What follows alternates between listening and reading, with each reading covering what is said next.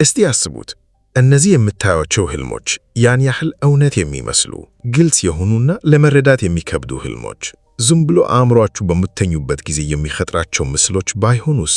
ይልቁንም ቀላይኛው ዓለም ከዩኒቨርስ በቀጥታ ወደ እናንተ የሚላኩ መልእክቶች ቢሆኑስ? ይህ የሚሆነው ደግሞ እናንተ አሁን ካላችሁበት ሁኔታ በላይ ለሆነ ታላቅ ዓላማ የተመረጣችሁ ስለሆናችሁ ቢሆንስ?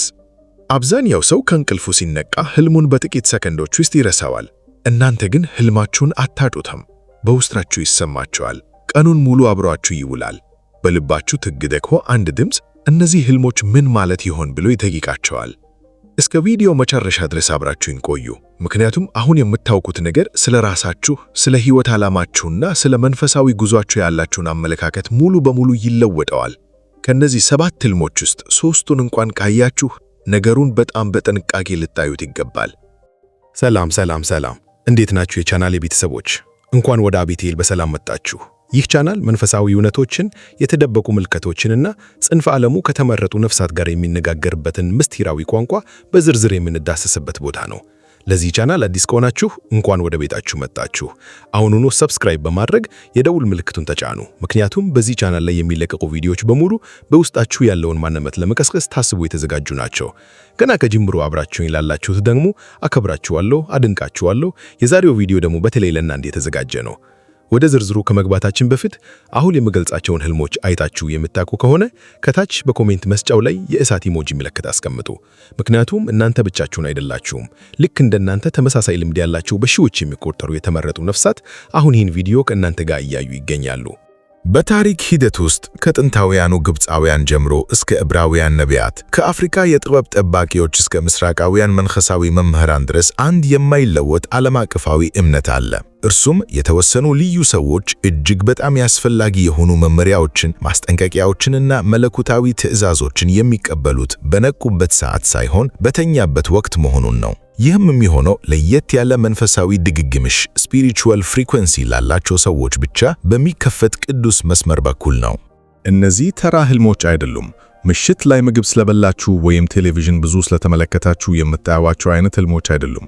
እነዚህ ህልሞች የተቃገዱ፣ ዓላማ ያላቸውና ጥልቅ ምሳሌያዊ ትርጉም ካለው ከላይኛው ጥበብ የሚመጡ ተሞክሮች ናቸው። የሚላኩትም በዚህ የህይወት ዘመናቸው ከፍተኛ ጥሪ ላላቸው ሰዎች ብቻ ነው። ዛሬ እነዚህን 7 ህልሞች እያንዳንዳቸውን በጥልቅ ዝርዝር እንመረምራለን። የዚህ ቪዲዮ መጨረሻ ላይ ሲደርሱ እርሶም ከእነዚህ የተመረጡት መካከል አንዱ መሆናችሁን ወይም አለመሆናችሁን በፍጹም እርግጠኝነት ያውቃሉ። እንጀምር። ህልም 1፣ የመብረር ህልም። የተመረጡ ሰዎች የሚያዩት የመጀመሪያው ህልም በመንፈሳዊ የበሰሉ ነፍሳት ዘንድ ደግሞ በብዛት የሚዘገበው የመብረር ህልም ነው። ነገር ግን ዝም ብሎ ተራ የመብረር ህልም አይደለም። እኔ ምላችሁ ሙሉ በሙሉ በቁጥጥራችሁ ስር ስለሆነው ሊገለጽ የማይችል የነጻነት ስሜት ስለሚሰማው ከምድር በላይ ከፍ ብላችሁ እየተንሳፈፋችሁ ሁሉንም ነገር በሰላምና ሁሉንም ነገር እንደሚያቅ አካል ወደ ታች የምትመለከቱበትን ልዩ በረራ ነው። ብዙ ሰዎች በህልማቸው ይበራሉ። ነገር ግን በተራ የመብረር ህልምና በተመረጠ ሰው የመብረር ህልም መካከል ትልቅ ልዩነት አለ። በተራ ህልም ውስጥ ሰዎች ለመብረር ሲታገሉ፣ ለመውደቅ ሲፈሩ፣ የስበት ኃይልን ለመቋቋም ሲደክሙ እና በረራቸው የተረጋጋ ሳይሆን የሚወዛወዝ ሆኖ ይታያል። በተመረጠ ሰው ህልም ግን በረራው ያለምንም ጥረት ነው፣ ኤፈርትለስ ነው። አትታገሉም።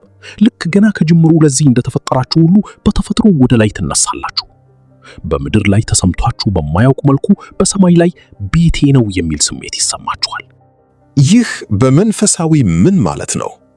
በህልም መብረር፣ በተለይም እንዲህ አይነቱ በቁጥጥር ስር ያለ ሰላማዊ እና ከፍ ያለ በረራ የነፍስ መርቀቅ ሶል ኤሌቬሽን ጥንታዊ ምልክት ነው።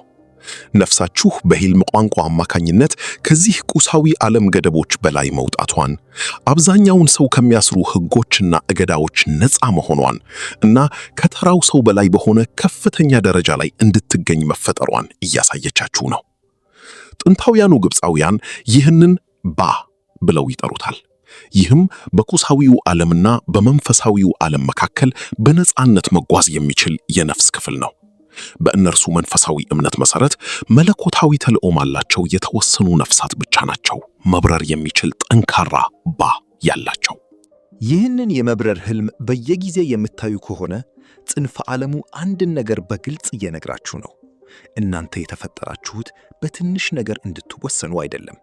የተፈጠራችሁት መሬት ላይ እንድትቀሩ አይደለም። ዕጣ ፈንታችሁ ከፍታ ላይ ነው። በሕይወታችሁ ወደ ታች የሚጎትታችሁ የሚመስላችሁ ነገር ሁሉ ወደ ከፍታችሁ ስትወጡ የምታሸንፉት ተቃውሞ ብቻ ነው። ይህንን የመብረር ሕልም ስገልጽ የሆነ ስሜት ከተሰማችሁ ወይንም ነገሩ ለእናንተ አዲስ ካልሆነ አሁኑኑ በኮሜንት መስጫው ላይ የአውሮፕላን ምልክት አስቀምጡ። ቪዲዮውን ላይክ ማድረጋችሁን እንዳትርሱ። ገና ጀምርናል። ወደፊት ይበልጥ ጥልቅ ወደ ሆኑ ምስጢሮች። ሕልም 2 መሮጥ ግን አለመያዝ። የተመረጡ ሰዎች የሚያዩት ሁለተኛው ሕልም በመንፈሳዊው ዓለም እጅግ በስህተት ከሚረዱ ሕልሞች አንዱ ነው። እርሱም አንድ ነገር ሲያባርራችሁ የሚታይ ሕልም ነው። አብዛኛው ሰው እንዲህ አይነቱን ሕልም ሲያይ በጭንቀት ይነካል፣ እንደ መጥፎ ገጠመኝ ይቆጥረዋል፣ ወይም በሕይወቴ መጥፎ ነገር ሊመጣ ነው ብሎ ያስባል። ነገር ግን አብዛኛው ሰው የማይረዳው አንድ ትልቅ ምስጢር አለ። ለተመረጡ ሰዎች የመባረር ሕልም የፍርሃት ምልክት ሳይሆን የኃይል ምልክት ነው። ምክንያቱም በተመረጠው ሰው ሕልም ውስጥ ያ የሚያባረራችሁ ጨለማ ምንም ያህል ቢፈጥን፣ ምንም ያህል ቢቀርባችሁም እንኳ በፍጹም አይይዛችሁም። ሁልጊዜም ማምለጫ መንገድ ታገኛላችሁ። ሁልጊዜም በሰላም ትወጣላችሁ። ይህ ሕልም በጣም የተለየ መንፈሳዊ ትርጉም አለው። በሕልማችሁ የሚያባረራችሁ ያ ጨለማ ኃይል የሕይወት ዓላማችሁ እንዳይሳካ የሚታገሉትን ውስጣዊና ውጫዊ ኃይሎች ይወክላል።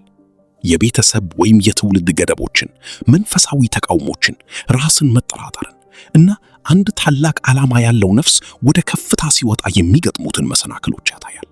መቼም አለመያዛችሁ ደግሞ ምን ማለት ይመስላችኋል? ይህም ጽንፈ ዓለሙ ያን ዩኒቨርስ የእናንተን ጥበቃ እያረጋገጠላችሁ ያለበት መንገድ ነው። በግልጽ ቋንቋ በነቃችሁበት የዕለት ተዕለት ሕይወታችሁ ምን አይነት ጨለማ ቢከተላችሁም ሊሰበር የማይችል መለኮታዊ ጥበቃ ከእናንተ ጋር እንዳለ እየታያችሁ ነው። በዕጣ ፈንታችሁ ላይ የሚቆሙ ኃይሎች እውነተኛ ቢሆኑም ፈጣሪ ወይም ያመናችሁበት የበላይ ኃይል ለሕይወታችሁ የወሰነውን ነገር ለማቆም ግን ምንም አይነት ሥልጣን የላቸውም። በመንፈሳዊ የበሰለ ሰው ለዚህ ሕልም የሚሰጠው ምላሽ መፍራት ሳይሆን እንደ ማረጋገጫ መቀበል ነው። ከዚህ ሕልም ስትነቁ ከመደንገጥ ይልቅ ኃይል እንደተሰማችሁ ሊሰማችሁ ይገባል። ምክንያቱም ሕልሙ ሊያስቆማችሁ የሞከረውን ነገር ሁሉ በልጣችሁ መገኘታችሁን በድጋሚ ያረጋግጡላችኋል። ይህ መልእክት ልባችሁን የነካው ከሆነ ዛሬ ይህንን ለሚፈልገው ሰው ቪዲዮውን ሼር አድርጉለት። ምክንያቱም በሆነ ቦታ የራሱን ሕልም የሚፈራ እና የሕልሙን ትርጉም የሚነግረው ሰው የሚፈልግ አንድ የተመረጠ ነፍስ ይኖራል። ሕልም 3 በሕልም መሞት። ይህኛው ደግሞ ሰዎችን ሁል ጊዜ ያስደነግጣል። በሕልም የመሞት ሕልም ነው። አሁን ምን እያሰባችሁ እንደሆነ አውቃለሁ። እንዴት በሕልም መሞት የተመረጥኩ ለመሆኔ ምልክት ሊሆን ይችላል እያላችሁ እንደሆነ ይገባኛል። ነገር ግን በጣም በጥንቃቄ አዳምጡኝ። ምክንያቱም በዚህ ቪዲዮ ውስጥ ላካፍላችሁ ካሰብኳቸው ጥልቅ መንፈሳዊ እውነቶች መካከል አንዱ ይህ ነው። በምድር ላይ ባሉ በሁሉም ዋና ዋና መንፈሳዊ ወጎች ከአፍሪካ የቀደምት አባቶች ጥበብ ጀምሮ እስከ ሂንዱ ፍልስፍና፣ ከሱፊ ምስጢራዊነት እስከ ክርስቲያናዊ መንፈሳዊ ቴዎሎጂ ድረስ ሞት እንደ መጨረሻ አይታይም። ሞት የሚታየው እንደ ሽግግር ትራንስፎርሜሽን ነው። ሞት ማለት አንድ አሮጌ ነገር የሚያልፍበት እና አዲስ ነገር፣ ታላቅ የሆነ ከእውነተኛ ዓላማችሁ ጋር የበለጠ የተሰናዳ ነገር የሚወለድበት ደጃፍ ነው። አንድ የተመረጠ ሰው በሕልሙ ሲሞት ይህ ማለት በፍጹም ስለ ሥጋዊ ሞት የሚነገር ትንቢት አይደለም። ይልቁንም ይህ በተግባር በሁለንተናዊ መልኩ የሚታወቀው ለከፍተኛ ዓላማችሁ የማይጠቅም የሕይወታችሁ ክፍል እያበቃ መሆኑን የሚበስር መንፈሳዊ አዋጅ ነው። አሮጌ ማንነታችሁ እየሞተ ነው። አሮጌ ገደቦች እየሞቱ ነው። ወደ ኋላ ሲያስቀሯችሁ የነበሩ አሮጌ ልማዶች፣ አሮጌ ቁስሎች እና ለራሳችሁ የነበራችሁ አሮጌ አመለካከቶች እነርሱ እየሞቱ ነው። ነፍሳችሁም ይህንን ሂደት እጅግ አስገራሚ በሆኑ ምስሎች እያሳየቻችሁ ነው። በዓለም ላይ ካሉ ታላላቅ መንፈሳዊ መምህራን መካከል ስር ነቀል ለውጥ አድርገው በልዩ ስጦታ፣ ግልጽነትና ዓላማ የወጡ ሰዎች ትልቁ መንፈሳዊ ስኬታቸው ከመምጣቱ በፊት እንደዚህ ያሉ ግልጽ የሞት ሕልሞችን እንዳዩ ይናገራሉ። ለተመረጠ ሰው የሞት ሕልም ሁል ጊዜ ማለት ይቻላል ጥልቅ እድገት፣ ግልጽነት እና አዲስ መንፈሳዊ ኃይል የሚከተልበት ምልክት ነው። ስለዚህ በሕልማችሁ ስለ መሞት ካለማችሁ ያንን ከሰውነታችሁ የመውጣት ደጃፍን የመሻገር ወይም መጨረሻን የመጋፈት ስሜት በህልም ተሰምቷችሁ ከሆነ አትፍሩ፣ ጸጥ በሉ፣ በትኩረትም ተከታተሉ። ምክንያቱም በውስጣችሁ የሆነ ነገር እየታደሰ ነው።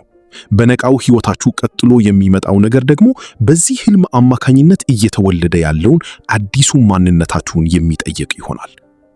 ወደ ህልም 4 ከመሄዳችን በፊት እስካሁን ሰብስክራይብ ካላደረጋችሁ አሁኑኑ አድርጉ። ምክንያቱም ይህ ቻናል ስለ መንፈሳዊ ስጦታዎቻችሁ እውነቱን ምንም ሳይሸፋፍን ወይም ዋና ዋናዎቹን ክፍሎች ሳይቀንስ የሚነግራችሁ ጥቂት ቦታዎች መካከል አንዱ ነው። ህልም 4 ከሞቱ ሰዎች መልእክት መቀበል። አራተኛው የተመረጡ ሰዎች ህልም። ይህኛው ለብዙዎቻችሁ በጣም የግልና ጥልቅ የሆነ ህልም ነው። እርሱም ከዚህ ዓለም በሞት የተለየ ሰው፣ በአካል በመካከላችን የሌለ ሰው ወደ እናንተ የሚመጣበት ህልም ነው። ያ ሰው በተለይ ወደ እናንተ ይመጣል። በቀጥታ አይናችሁን ይመለከታችኋል። ከዚያም ያናገራችኋል፣ ወይም የሆነ ነገር ይሰጣችኋል፣ ወይም የሆነ ነገር ያሳያችኋል። እናንተም ከእንቅልፋችሁ ስትነቁ ያያችሁት ነገር ዝም ብሎ የሐሳብ ፈጠራ እንዳልነበረ በውስጣችሁ ታውቁታላችሁ። ይህ በሰው ልጅ መንፈሳዊ ታሪክ ውስጥ እጅግ ቅዱስ እና በሰፊው የተመዘገበ ክስተት ነው። በምድር ላይ ባሉ በሁሉም ባህሎች ማለት ይቻላል በሞት የተለዩ የሚወዷቸው ሰዎች፣ የቀደምት አባቶች ወይም ኤንሴስተርስ ወይም መንፈሳዊ መልእክተኞች በህልም መገለጥ እንደ ስነ ልቦናዊ ቅዠት ሳይሆን እንደ እውነተኛ ጉብኝት ይታያል። ይህም በሕያዋን ዓለምና ባለፉት ሰዎች ዓለም መካከል የሚደረግ እውነተኛ ግንኙነት ነው። የተመረጡ ሰዎች እንዲህ አይነት ጉብኝቶችን ከሌላው ሰው በበለጠ ሁኔታ በተደጋጋሚ ያጋጥሟቸዋል። ለዚህ ደግሞ ምክንያት አለው። ምክንያቱም የተመረጡ ሰዎች ብዙ መንፈሳዊ ወጎች፣ ክፍት ድግግሞሽ ወይም ኦፕን ፍሪኩዌንሲ ብለው የሚጠሩትን ነገር ስለሚሸከሙ ነው። ይህም ከቁሳዊው ዓለም ባሻገር የሚመጡ መልእክቶችን ለመቀበል የሚያስችል ንቁ የመንፈስ ስሜት ነው። ነፍሳችሁ አብዛኛው ሰው ሊቀበለው በማይችል ሞገድ ወይም ቻነል ላይ የተቃኘች ናት። በሌላኛው ዓለም ያሉ የሚወዷችሁ የቀደምት አባቶቻችሁ እና መንፈሳዊ መሪዎቻችሁ ደግሞ እናንተ የትኛው ሞገድ ላይ እንዳላችሁ ያውቃሉ። ስለዚህም ይጠቀሙበታል። እንዲህ ያሉ የጉብኝት ህልሞች ሲከሰቱ ከተራ ህልሞች በሚገርም ሁኔታ የተለዩ ናቸው። ግለሰቡ በህይወት እያለ ከምታውቁት በላይ ወጣት፣ ጤናማ እና የበለጠ ብሩህ ሆኖ ይታያል። በዙሪያው ያለው ሁኔታ ባልተለመደ ሁኔታ ግልጽ እና እውነተኛ ይመስላል። ከእንቅልፋችሁ ስትነቁም ከማዘን ወይም ከመፍራት ይልቅ ጥልቅ እና ሊገለጽ የማይችል ሰላም ይሰማችኋል። ልክ በጥንታዊ እና አፍቃሪ በሆነ ኃይል እንደታቀፋችሁ ሁሉ። በእነዚህ ህልሞች ውስጥ ለሚተላለፉት መልእክቶች ትልቅ ትኩረት ስጡ። ቃላት ይሁኑ ዕቃዎች፣ ምልክቶች ወይም ዝም ብሎ ስሜት። በእነዚህ ጉብኝቶች የሚመጡ መልእክቶች አሁን በህይወታችሁ ውስጥ እያለፋችሁበት ካለው ነገር ጋር ቀጥተኛ ግንኙነት ያላቸው ናቸው። አብዛኛውን ጊዜም መመሪያዎችን የያዙ በመሆናቸው እነርሱን መከተል ከታላቅ ስቃይ ያድናል ወይም ወደ ዕጣ ፈንታችሁ የምታደርጉትን ጉዞ ያፈጥነዋል። እንዲህ አይነት ህልም አይታችሁ ካውቋችሁ፣ በሞት የተለየ ሰው ወደ እናንተ መጥቶ ሙሉ በሙሉ እውነተኛ ሆኖ ከተሰማችሁ ከታች በኮሜንት መስጫው ላይ ጉብኝተውኛል ወይም they visited me ብላችሁ ጻፉ። ምክንያቱም ይህ የተቀደሰ ነገር ነው፣ በግልጽም ዕውቅና ሊሰጠው ይገባል። ህልም 5 እውነት የሚሆኑ ህልሞች። አምስተኛው ህልም ነገሩ በማያሻማ ሁኔታ እጅግ አስደናቂ የሚሆንበት ደረጃ ነው። እርሱም ትንቢታዊ ህልም ነው። ፕሮፌቲክ ድሪም። ከቀናት፣ ከሳምንታት ወይም ከወራት በኋላ በህልማችሁ ያያችሁት ነገር በነቃው ህይወታችሁ ልክ እንዳያችሁት ሲፈጸም የምትመለከቱበት ህልም ነው። በአንድ ሁኔታ ውስጥ ቆማችሁ ሳለ መላ ሰውነታችሁን ቅዝቃዜ የሚወረራችሁና ይህንን ነገር ከዚህ በፊት አይቼዋለሁ፣ በህልሜ አልሜዋለሁ ብላችሁ የምታውቁበት ቅጽበት ነው። ትንቢታዊ ህልሞች ለአንድ የተመረጠ ነፍስ በጣም ግልጽና የማይካዱ ምልክቶች ናቸው። ምክንያቱም ነገሮች በቁሳዊው ዓለም ከመከሰታቸው በፊት አስቀድሞ የማወቅ ችሎታ የእናንተ ንቃተ ህሊና ከተራው የጊዜ ገደብ በላይ በሆነ ድግግሞሽ ላይ እንዲሰራ ይጠይቃል። ይህ ማለት ነፍሳችሁ አሁን ካለንበት ቅጽበት ገደብ ውጭ ያለን መረጃ የማግኘት ዕድል አላት ማለት ነው። ይህም መረጃ የሚታየው ንቁ አእምሯችሁ ረክቶ ሲቀመጥ ነው። ይህም በትክክል በጥልቅ እንቅልፍ ወቅት የሚከሰት ነው። ይህ ስጦታ እስካሁን በተጻፉ በሁሉም ዋና ዋና መንፈሳዊና ሃይማኖታዊ መጻሕፍት ውስጥ ተጠቅሷል። በመጽሐፍ ቅዱስ ውስጥ የዮሴፍ ትንቢታዊ ሕልሞችን የማየት ችሎታ ሙሉን ሕዝብ ከጥፋት አድኗል። በእስልምና አስተምህሮ ውስጥ ነቢዩ መሐመድ የተወሰኑ ሕልሞች ከነቢይነት 46 ክፍሎች አንዱ እንደሆኑ ገልጸዋል። በአፍሪካ የቀደምት አባቶች ወግ ደግሞ ትንቢታዊ ሕልሞችን የሚያይ ታላቅ ሰው በማህበረሰቡና በመንፈሳዊው ዓለም መካከል እንደ የተቀደሰ ድልድይ ይታያል። እውነት የሆኑ ሕልሞችን አይታችሁ ካወቃችሁ፣ ትናንሽም ይሁኑ ወይም ተራ የሚመስሉ፣ ይህ በአጋጣሚ የሆነ እንዳልሆነ፣ እድል እንዳልሆነ እና በሁሉም ሰው ላይ የሚከሰት እንዳልሆነ ልትረዱ ይገባል።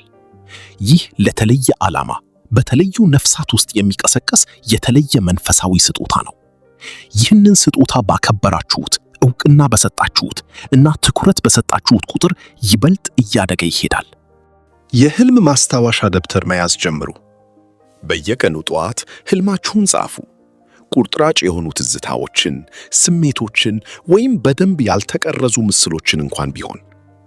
ምክንያቱም በጊዜ ሂደት ምልክቶች መታየት ይጀምራሉ። ያኔ የእናንተ የላይኛው ጥበብ ከእናንተ ጋር ለመግባባት የሚጠቀምበትን ልዩ ምሳሌያዊ ቋንቋ መረዳት ትጀምራላችሁ። ትንቢታዊ መመሪያዎችን የመቀበልና የመተርጎም ችሎታችሁም በከፍተኛ ሁኔታ ይጨምራል።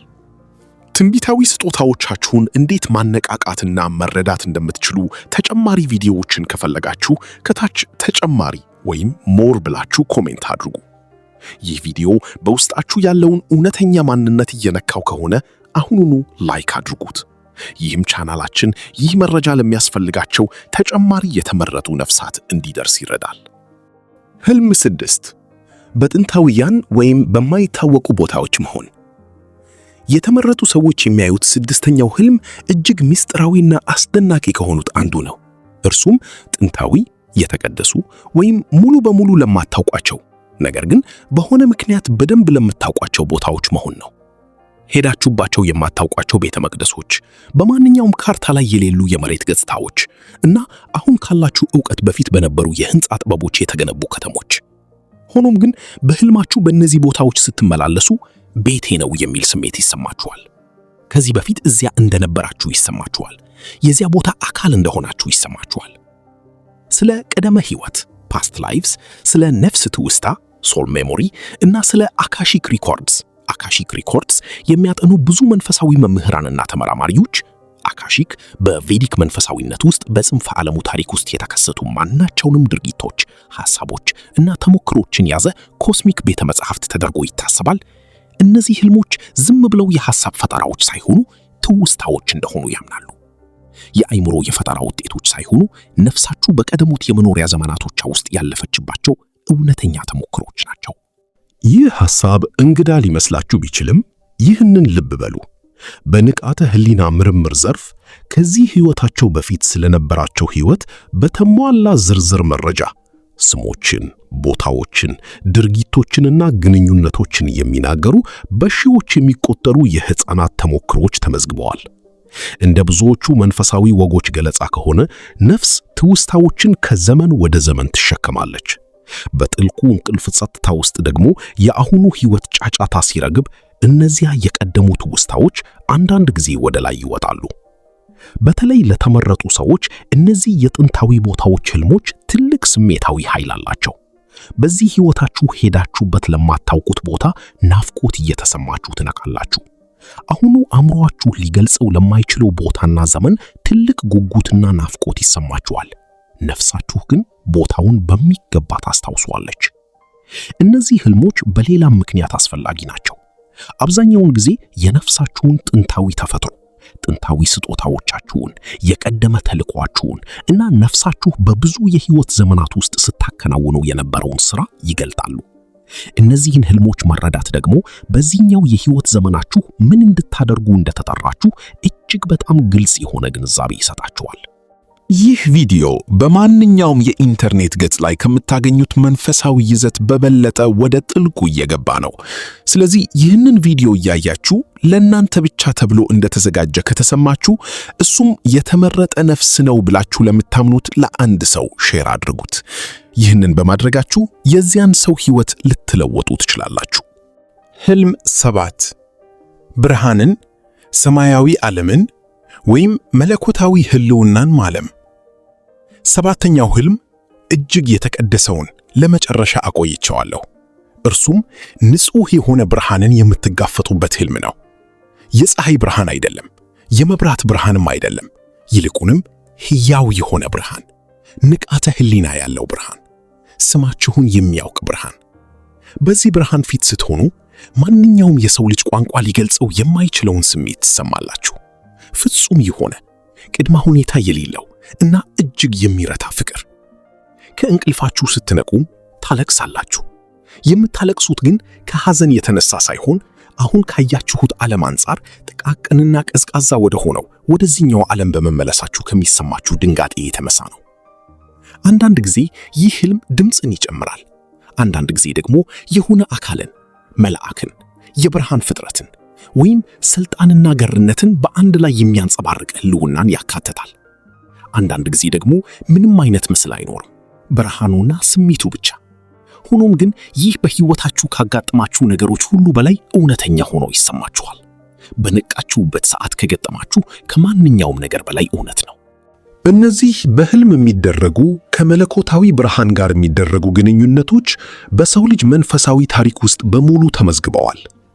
ከሚነደው ቁጥቋጦ ራእይ ጀምሮ ደማስቆ መንገድ ላይ ጳውሎስን እስከ ዕውርነት ካደረሰው ብርሃን፣ በቡዲስት የዕውቀት መገለጫዎች ውስጥ ስለሚገለጸው መለኮታዊ ብርሃን፣ እስከ አፍሪካ መንፈሳዊ ወጎች ውስጥ ስለሚነገረው ከቀደምት አባቶች ጋር ስለሚደረግ ግንኙነት ድረስ በሁሉም ወጎች ውስጥ ያለምንም ልዩነት እነዚህ ግንኙነቶች ያገኘው ሰው ሕይወት ውስጥ ትልቅ የለውጥ ነጥብ፣ ከዚያ በፊትና ከዚያ በኋላ የሚባል ልዩነት ሆነው ያገለግላሉ። ለተመረጡ ሰዎች እነዚህ መለኮታዊ የብርሃን ህልሞች በአንድ ጊዜ በርካታ ዓላማዎችን ያሳካሉ። ለመንፈሳዊ እውነታችሁ ማረጋገጫዎች ናቸው። ከቁሳዊው ዓለም ባሻገር የሆነ ነገር እንዳለ እና ያ ነገር ለነርሱ ህልውና ግድ እንደሚለው በውስጣችሁ ጥልቅ ክፍል የምታረጋግጡበት ማስረጃ ናቸው። የጥንካሬ ምንጭ ናቸው። ተመረጡ ሰዎች አብዛኛውን ጊዜ እንደዚህ አይነት ህልም ካዩ በኋላ የሚሰማቸው ስሜት ሌላ ጊዜ ሊሸከሙት የማይችሉትን አስቸጋሪ የህይወት ወቅቶች እንዲያልፉ እንደሚረዳቸው ይነግራሉ። በተጨማሪም እነዚህ ህልሞች ጥሪዎች ናቸው። ከጽንፈ ዓለሙ ከፍተኛ ጥበብ በቀጥታ ወደ እናንተ የሚመጣ በግል የምትታወቁ፣ የምትታዩ እና የምትወደዱ መሆናችሁን እንዲሁም የምትሰሩት ሥራ እንዳለ የሚነግራችሁ ግልጽ መልእክት ነው። ይህንን ህልም አንድ ጊዜ እንኳን አይታችሁ ካወቃችሁ በእንቅልፋችሁም ቢሆን በዚያ ብርሃን ለአንድ አፍታ እንኳ ተነክታችሁ ከሆነ በጥንቃቄ ያዙት። ይህ በሕይወታችሁ ከምትቀበሏቸው ነገሮች ሁሉ እጅግ ውድ የሆነው ነው። ይህ በአጋጣሚ የተሰጣችሁ እንዳልሆነ ተረዱ። የተሰጣችሁ በማንነታችሁ፣ በምትሸከሙት ነገር እና በዚህ ዓለም ላይ እንድታደርጉት ለታሰበው ተልዕኳችሁ ምክንያት ነው። ይህ ህልም የእናንተን ማንነት የሚገልጻችሁ ከሆነ ያንን ብርሃን አይታችሁት ካወቃችሁ እባካችሁ በኮሜንት መስጫው ላይ ብርሃኑን አይቻለሁ I saw the light ብላችሁ ጻፉ። አሁን ይህንን ቪዲዮ ስንት የተመረጡ ነፍሳት እየተመለከቱት እንደሆነ ማየት እፈልጋለሁ። እስካሁንም ሰብስክራይብ ካላደረጋችሁ በግል ጠይቃችኋለሁ፣ ሰብስክራይብ አድርጉ። የደውል ምልክቷን ተጫኑ። ምክንያቱም በዚህ ቻናል ላይ የሚለቀቅ እያንዳንዱ ቪዲዮ እናንተ በእውነት ማን እንደሆናችሁ እንድትረዱ ታስቦ የተዘጋጀ ነው። አሁን ይህንን ቪዲዮ ስናጠናቅቅ ስለ አንድ ነገር በጥንቃቄ እንድታስቡ እፈልጋለሁ። ከነዚህ ህልሞች ውስጥ ሁለቱን ወይም ሶስቱን እንኳን ለይታችሁ ካወቃችሁ፣ እኔ ስገልጻቸው በውስጣችሁ የሆነ ስሜት ከተንቀሳቀሰ፣ ይህ በአጋጣሚ የሆነ ነገር አይደለም። ይህ የዕውቅና ምልክት ነው። ነፍሳችሁ አዎ ይህንን አውቀዋለሁ፣ ይህ የኔ ተሞክሮ ነው፣ ይህ የኔ እውነታ ነው እያለች እንደሆነ የሚያሳይ ነው። እንዲህ አይነቱ ዕውቅና ራሱ አንድ ምልክት ነው። ምክንያቱም ተራ ሰዎች ይህንን ቪዲዮ ሙሉ በሙሉ አይተው ምንም አይነት ስሜት ላይሰማቸው ይችላል። የተመረጡ ሰዎች ግን ወዲያውኑ ይሰማቸዋል። ምክንያቱም እውነት የእናንተ ሲሆን የሚሰጣችሁ ምላሽ የተለየ ነው። ህልሞቻችሁ ዝም ብለው የሚመጡ አይደሉም። ተሞክሮቻችሁም ዝም ብለው የተፈጠሩ አይደሉም። ሕይወታችሁ ለአንድ ትልቅ ዓላማ የታሰበ መሆኑን የሚሰማችሁ ስሜት፣ ያ ከልጅነታችሁ ጀምሮ የተሸከማችሁት ለማንም ሰው ሙሉ በሙሉ ልታስረቡት ያልቻላችሁት ስሜት፣ ትዕቢት አይደለም፣ ቅዠት አይደለም፣ ዝም ብሎ ምኞት አይደለም። እርሱ ምልክት፣ ሲግናል ነው። ዛሬ ይህ ቪዲዮ ያንን ምልክት ከምን ጊዜውም በላይ በግልጽ እንድታዳምጡት እንደረዳችሁ ተስፋ አደርጋለሁ። ለህልሞቻችሁ ትኩረት መስጠታችሁን ቀጥሉ። ጻፏቸው፣ አክብሯቸው፣ ስለ እነርሱ ጸልዩ፣ አስቡባቸው። ትርጉማቸውን ለመረዳት ጥበብን ጠይቁ። ምክንያቱም እነዚህን ህልሞች የሚልክላችሁ ያ የላይኛው ጥበብ ለመጠየቅና ለማዳመጥ ፈቃደኛ ከሆናችሁ ትርጉማቸውን እንዲገባቸው ለመርዳት ከምንም በላይ ዝግጁ ነው። ስለተመለከታችሁ እጅግ አመሰግናለሁ። ከልቤ ነው ማመሰግናችሁ። እዚህ ስለተገኛችሁ፣ ጊዜያችሁን ስለሰጣችሁኝ እና በዚህ መንፈሳዊ ጉዟችሁ ይህንን ቻናል ስለመገናችሁ አመሰግናለሁ። እዚህ የተገኛችሁት በአጋጣሚ አይደለም። ይህንን ቪዲዮ ያገኛችሁት በውስጣችሁ ያለ የሆነ ነገር በውስጡ ያለውን መልእክት ለመቀበል ዝግጁ ስለነበረ ነው። ይህ ቪዲዮ ለህይወታችሁ ፋይዳ ካለው እባካችሁ ላይክ አድርጉት። ይህ 2 ሰከንድ ብቻ የሚወስድ ቢሆንም መልእክቱ ልክ እንደናንተ ለሚፈልጉ ሌሎች የተመረጡ ነፍሳት እንዲደርስ ትልቅ እርዳታ ያደርጋል። ለምትወዱት ሰው ሼር አድርጉት። እንዲሁም ከነዚህ 7 ህልሞች ውስጥ የትኛውን አይታችሁ እንደምታውቁ ከታች በኮሜንት ንገሩኝ። እያንዳንዱን ኮሜንት አነባለሁ። የእናንተንም ታሪክ መስማት እፈልጋለሁ። አዲስ ቪዲዮ በቅርቡ ይመጣል። እስከዚያው ድረስ በመንፈሳዊ ንቁ ሆናችሁ ቆዩ። በዓላማችሁ ላይ ጽኑ እና ይህንንም በፍጹም እንዳትረሱ። እናንተ ወደዚች ምድር የመጣችሁት ተራ ህይወት እንድትኖሩ አይደለም። በሚቀጥለው ቪዲዮ እንገናኛለን።